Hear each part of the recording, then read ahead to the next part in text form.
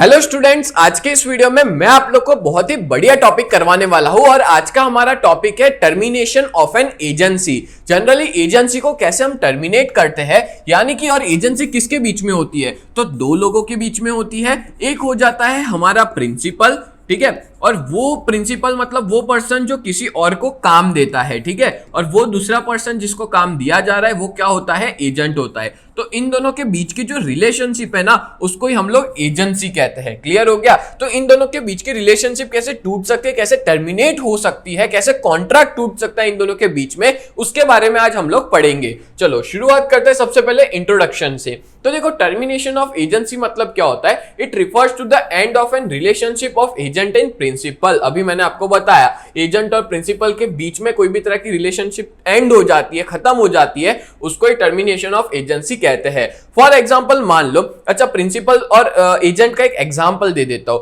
मान लो मैं प्रिंसिपल हूं, मेरे को ना ट्रेन की टिकट बुक करवानी है, तो मैंने एक पर्सन को हायर किया। मैंने उसको कहा कि जो भी चार्ज है ले ले, मेरे पास टाइम नहीं रहता, पढ़ाने का बहुत कुछ होता है, तो दैट्स व्हाई तू क्या कर, एक काम कर, मेरे लिए टिकट बुक करवा दे। ठीक है, तो यहाँ पे प्रिंसिपल के लिए एजेंट जो है वो काम करता है और सामने जो भी पेमेंट है वो दिया जाता है। तो ये जो भी पर्सन है और जो प्रिंसिपल है, इन दोनों के बीच में जो एजेंसी है वो कैसे टूट सकती है? तो भाई 201 सेक्शन 201 में देकर के रखा है कि दो तरीके से टर्मिनेट हो सकती है। सबसे पहला नंबर 1, और वो है ए, हम लोग इसको बोल देंगे और इसको बी बोलेंगे। ठीक है, ए मतलब by an act of the parties और दूसरा है बाय ऑपरेशन ऑफ लॉ। चलो इसको आज के लेक्चर में हम लोग दोनों को डिटेल में पढ़ेंगे।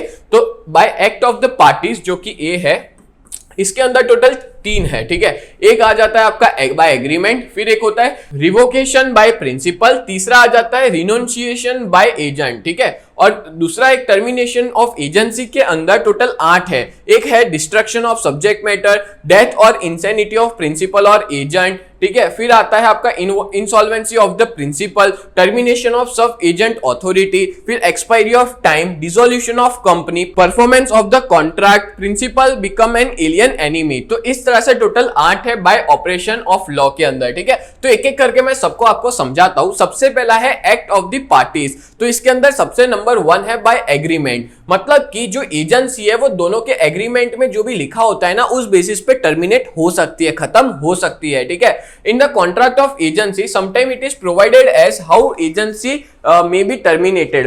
मतलब पहले ही जब हम लोग कॉन्ट्रैक्ट ऑफ एजेंसी कर रहे हैं प्रिंसिपल और एजेंट के बीच में, तो उस टाइम पे हम लोग क्लियरली मेंशन कर दे रहे हैं कि एजेंसी कब खत्म होगी, पहले से क्लियरली बता दे रहे हैं। ठीक है, तो एग्रीमेंट में लिखा हुआ है कि एजेंसी जो है वो कब टर्मिनेट होने वाली है। Such provision are expressly or impliedly provided under the contract और agency may be terminated with the understanding of the parties। हाँ, बहुत सी बार इसके लिए प्रोविजंस बनाए होते हैं और बहुत सी बार समझना होता है, तो बहुत सी बार क्लियरली बोल देते हैं। जैसे एक एग्जांपल मैं आपको देता हूँ। फॉर एग्जांपल ए करके बंदा है, ठीक है, उसका घर है, तो उसको अपने घर को, यहाँ पे समझ जाओ, घर है, ठीक है, उसको अपने घर को रेंट पे देना है किसी को। अब वो किसको बोलता है? बी को, जो कि एक ब्रोकर था। ठीक है, जो एक ब्रोकर था, एजेंट था। ठीक है, तो वो इसको बोलता है कि भाई तू मेरे को मेरे घर को भाड़े पे दिलवा के दे। ठीक है, कोई रेंट पे रहना चाहता हो तो उसको लेके आ और यहाँ पे भाड़े पे रहने के लिए बोल दे। तो अब यहाँ पे ए जो है वो कौन हुआ? प्रिंसिपल हुआ। वो किसको बोल रहा है? बी को बोल रहा है। तो ऐसे सिचुएशन के अंदर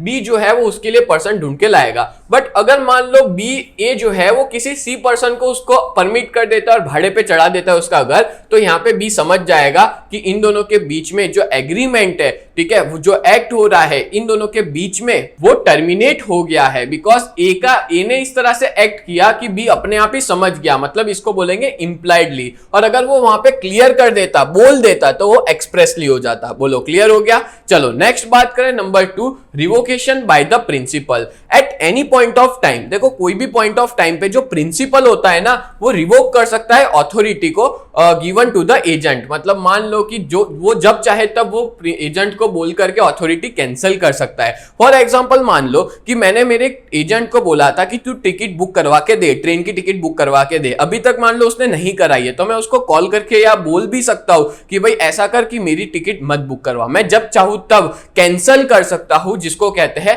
रिवोकेशन बाय द प्रिंसिपल। बोलो क्लियर हो गया? देन बात करें रिनंसिएशन बाय द एजेंट। मतलब देखो, जैसे हमने यहाँ पे देखा कि एजेंट जो है, सॉरी प्रिंसिपल जो है वो कैंसिल कर सकता है अपने बीच की एजेंसी को या तो रिलेशनशिप को, उसी तरह से एजेंट के पास भी ऑथोरिटी होती है कि बस वो एक नोटिस दे और वो बोल दे कि भाई वो काम उससे नहीं होगा। जैसे मान लो कि मैंने मेरे एक एजेंट को बोला था कि तू मेरे लिए ट्रेन की टिकट बुक करवा के देना, अब वॉट एवर द रीजन उसने मेरे को आके ना बोल दी, ठीक है, तो उस सिचुएशन में यहाँ पे ये जो रिलेशनशिप है वो टूट जाएगी, टर्मिनेट हो जाएगी और जो एजेंसी है वो भी टर्मिनेट हो जाएगी। क्लियर हो गया? तो एक्ट ऑफ द पार्टीज, यहाँ पे एक्ट था, एक तो एग्रीमेंट में लिखा था, दूसरे में देखा कि प्रिंसिपल जो है वही मना कर दे रहा है और तीसरे में एजेंट खुद जो है वो मना कर दे रहा है। तो ऐसी सिचुएशन को हम लोग टर्मिनेशन ऑफ एजेंसी कहते हैं। क्लियर? चलो नेक्स्ट आगे देखते हैं, नंबर बी। अब देखो, आगे बढ़ने से पहले मैं आप लोग को बता दूं कि जो भी लोग बीकॉम सेम 6 में है और अगर आपको पढ़ाई में कोई भी तरह की दिक्कत आ रही है ना, सच बता रहा हूं, इस बैच में जुड़ जाओ भाई, बहुत फायदा होने वाला है। आखिरी सेम है, अच्छे से मेहनत कर लो, सारे वीडियोस अच्छे से देख लो, बहुत अच्छे से सारे कंसेप्ट क्लियर हो जाएंगे। कोई डाउट होगा ना तो फैकल्टी डाउट भी सॉल्व कर देंगे। भाई आपका ही फायदा है, जल्द से जल्द बैच में जुड़ जाओ। 4 सब्जेक्ट प्रोवाइड करते हैं बैच में, management account, auditing, statistic, business law 2, और इसकी प्राइस 2399 है। अभी के अभी आप लोग हमारा कांटेक्ट करो और इस बैच में जुड़ जाओ, आपका ही फायदा है। और वो है agency termination bye operation of law. Operation of law के हिसाब से कैसे हम लोग टर्मिनेट कर सकते हैं एजेंसी को, तो नंबर 1 देके रखा है, परफॉर्मेंस ऑफ द कॉन्ट्रैक्ट। अगर मान लो जो भी काम होने वाला था या हो रहा था, ठीक है, वो खत्म हो जाता है तो ऑटोमेटिकली जो कॉन्ट्रैक्ट है वो खत्म हो जाएगा, ठीक है, यानी कि एजेंसी वो टर्मिनेट हो जाएगी। जैसे ही कोई ट्रांजैक्शन फिनिश हुआ, एजेंसी क्या हो जाएगी? टर्मिनेट हो जाएगी। बहुत सिंपल था, ये बहुत इजी था। Number 2, expiry of time, where the agency is for a fix period. जहां पे एजेंसी जो है वो फिक्स पीरियड के लिए होती है, तो एजेंसी जो है वो टाइम खत्म होने पे अपने आप टर्मिनेट हो जाएगी। जैसे मान लो हमने एजेंसी बिल्ड की थी 6 महीने के लिए, अब 6 महीने का जो टाइम है वो फिनिश हो जाएगा, वैसे ही एजेंसी जो है वो टर्मिनेट हो जाएगी। फॉर एग्जाम्पल, वहां पे काम हुआ है चाहे काम नहीं हुआ, and even if the work is not completed, अगर काम नहीं भी हुआ ना तो भी एजेंसी जो है वो टर्मिनेट हो जाएगी। बोलो क्लियर हो गया?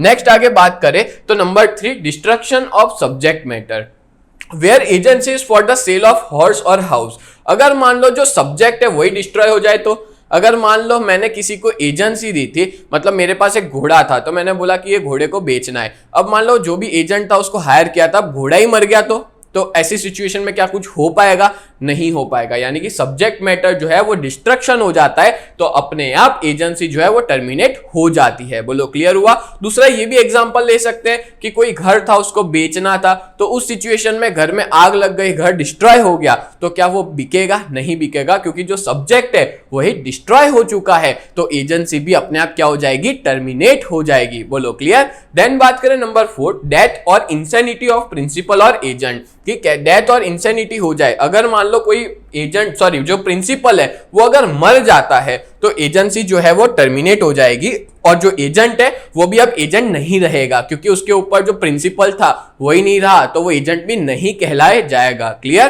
तो नंबर 4 भी हो गया। नंबर 5 देखते हैं, इंसॉल्वेंसी ऑफ द प्रिंसिपल।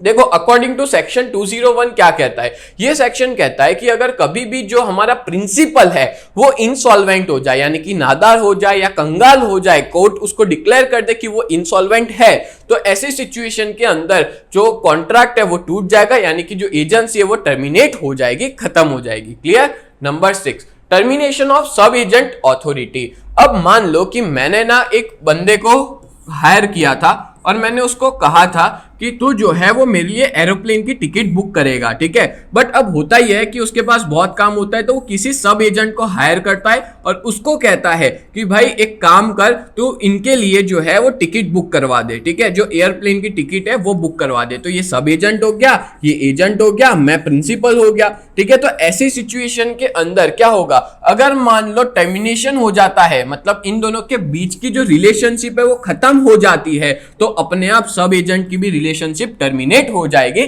खत्म हो जाएगी। बोलो क्लियर? क्योंकि जहां पे एजेंट ही नहीं है तो क्या वहां पे सब एजेंट वैलिड होगा? नहीं होगा। डन। चलो नेक्स्ट, डिसोल्यूशन ऑफ कंपनी। अगर मान लो कंपनी के केस की बात करें तो जो एजेंसी है वो खत्म हो सकती है जब कंपनी डिसॉल्व हो जाए। मतलब एजेंसी तब तक वैलिड मानी जाएगी जब तक कंपनी का एग्जिस्टेंस है, बट अगर कंपनी ही नहीं है तो कंपनी के कोई भी पर्सन के साथ में कॉन्ट्रैक्ट भी नहीं कर सकता। वहां पे जो एजेंसी पहले से चलती आ रही थी वो भी क्या हो जाएगी? टर्मिनेट हो जाएगी। Clear? Next number 8, principal become an alien enemy. Yes, alien. अच्छा, ये वर्ड क्या है वो बता देता हूं। सबसे पहले अगर मान लो कि प्रिंसिपल और जो एजेंट है ये दोनों के बीच में रिलेशनशिप है यानी एजेंसी है, तो अगर मान लो ये दोनों अलग अलग कंट्रीज है, ठीक है, और दो कंट्री के बीच में वॉर हो जाता है, झगड़ा हो जाता है दो कंट्री के बीच में, तो ऐसी सिचुएशन में जो कॉन्ट्रैक्ट है वो अपने आप टर्मिनेट हो जाएगा और सामने वाला जो फॉरेन कंट्री का जो पर्सन होगा जो दूसरी कंट्री में, उसको एलियन एनिमी माना जाता है